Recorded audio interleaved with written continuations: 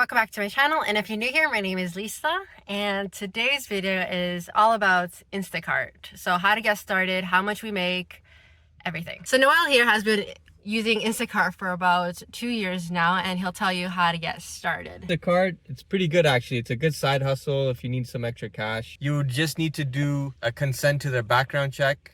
You know, download the app first, obviously. From there, they'll get you started. Pretty simple. Sometimes there's a wait list depending on the area. Essentially, it's just a background check and a valid driver's license. And you'll need a direct deposit, obviously, if you want to get paid, and an email. Yeah, so when you get a batch on the app, you're able to click on the screen and it will tell you which location from A to B, from the grocery store to the customer's house.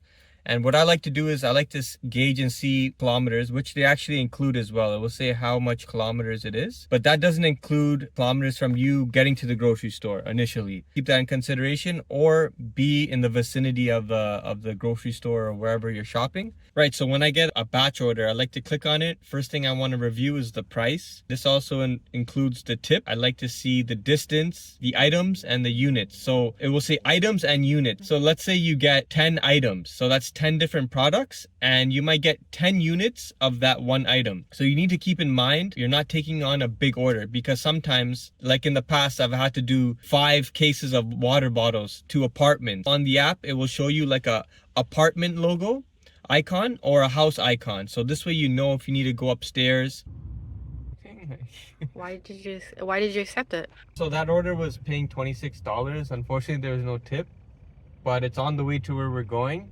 It's only one shop order. It's a house, and I made sure there's no heavy items like water or juice. There's a lot of items, just small things, just one shop directly to the customer. It's close by and it's in the vicinity that we want to stay in. DoorDash usually organizes the grocery list with the layout of the store. When you have a large order like this, it's best to go across each aisle so you don't miss anything. It's best to stand back and look at the color, and it helps it so you see it right away. So it's best to put the items, the heavy items first, since you're going to be packing it, so it doesn't crush the other groceries. We're checking out. Go to checkout. Try again. There you go. You also have to take a picture of the receipt. Loading.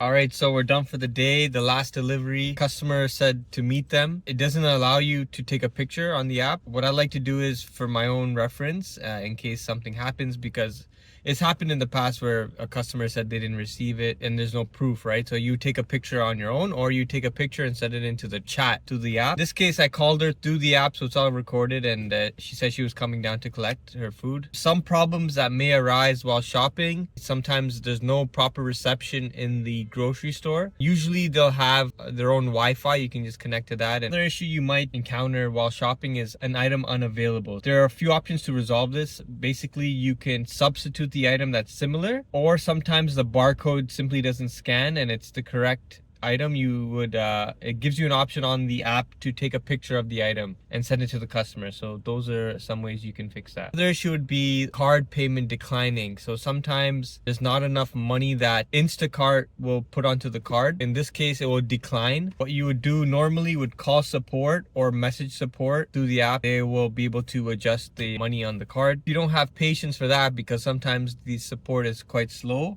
You can also pay with your own method and also submit what's called a reimbursement request, which takes sometimes 30 days. You would take a picture of the receipt and just show any proof that you paid for the order. They'll reimburse you and pay you. Through Instacart, you get paid once a week through direct deposit. There is instant cash out, but they take like a small fee, $5 to $10. Total amount that we worked is 4 hours, and the grand total is $75.41, which ends up being $18.75 per hour. It's only because the last order messed us up. That took like almost 2 hours, and it was only around $26. So if we didn't have it, our average would have been way higher. And no tip either. Yeah. So out of the $75.41, the base pay is $68.13, and the tip was $7.28. It's not really consistent to replace your full-time job. It's more of a side hustle. Yeah, but yeah, that's the amount.